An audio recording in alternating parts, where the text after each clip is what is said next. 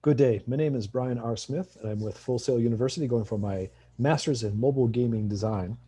And this video is for Professor Penny. So what I want to do is, for the prototype one, I just kind of want to highlight some of the features that you can take a look at. And I also will send you a link to the APK, of course. So let me share my screen, do the whole desktop just in case.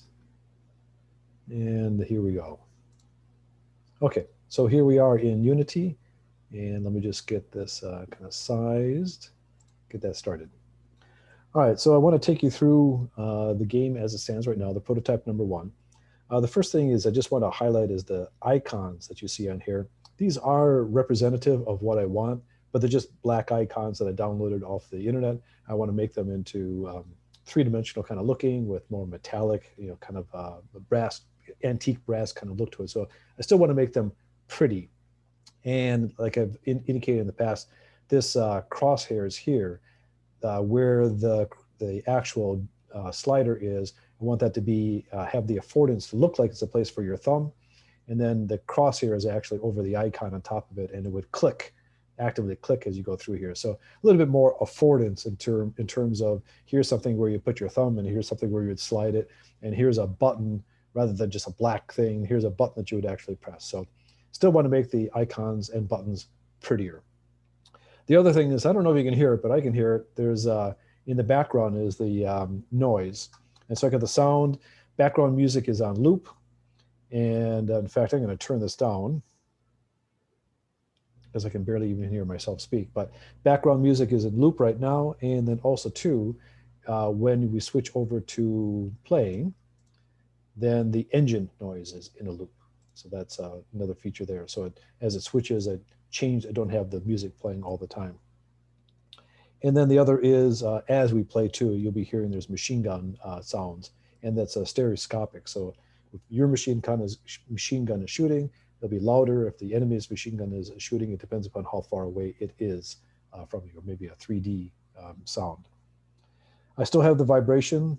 It's not on my Macintosh, but if you're playing it on an Android device that has a vibrator in it, the vibration actually works. So it's a 1 pulse for a distance shot, 2 pulses for a medium shot, 3 pulses for a long range shot. Try that out. I did add for this prototype a place to save your settings. So here's the settings, and I've got the quick pass and quick play. It's the only 2 settings that I'm saving right now.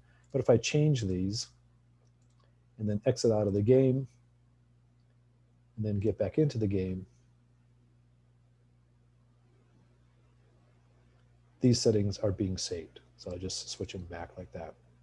So that's another nice little feature. And then the other is credits. I'm down over here. So here's the developers.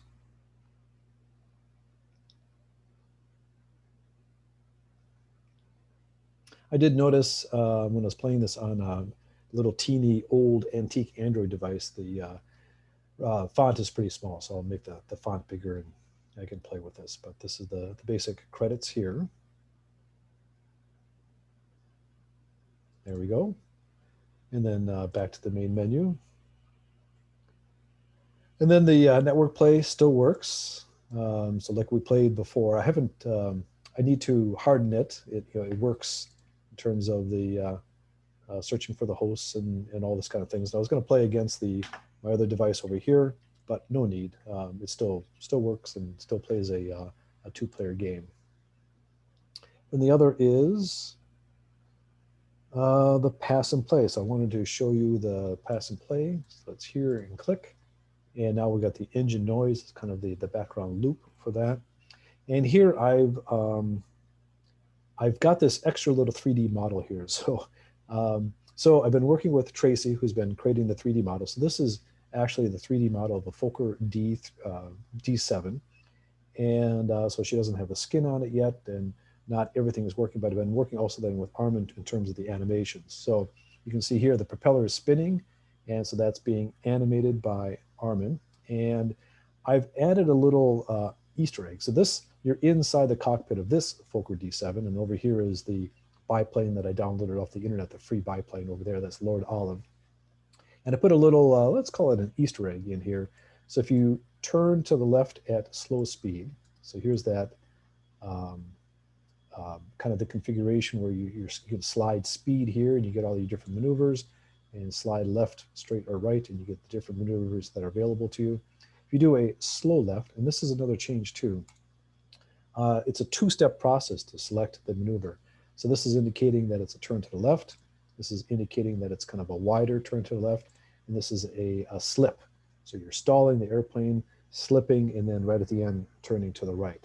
And so these are your three left maneuvers. So you can see here, I expand out the maneuver based upon how many hexagons and how many hex sides that you're actually moving here to give people a better two-dimensional representation or understanding of where your biplane is going to end at the end of this move. But anyway, here's my little Easter egg in here. If you do this maneuver and you evoke that, you can see there the animation actually happens here. So I'll show you a real quick. Well, it's the Easter egg is. Here, let me do this. This is probably a little bit more impressive.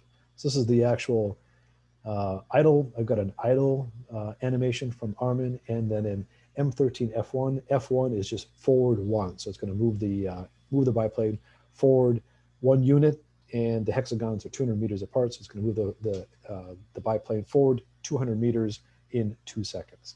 So that's the animation that I get from Armin, and this is the trigger. Then here is the M13 F1 trigger, and I just evoked that trigger in the code if somebody does a left one, basically a turn to the left. So that's running and inside the game. So that's just a demonstration of that.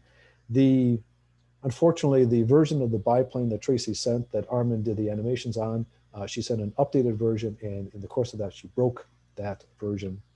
And so that is indeed that goal that I've been working on for about a month, is to get the skids greased in terms of the 3D animations, and then the animation and then the pipeline into the game, so we can make updates and not be breaking things. So we're still learning, and Professor Washington was a tremendous help in getting that started. So anyway, I've got the animations, I've got them in, I've got this little hook in it, right? This little cookie.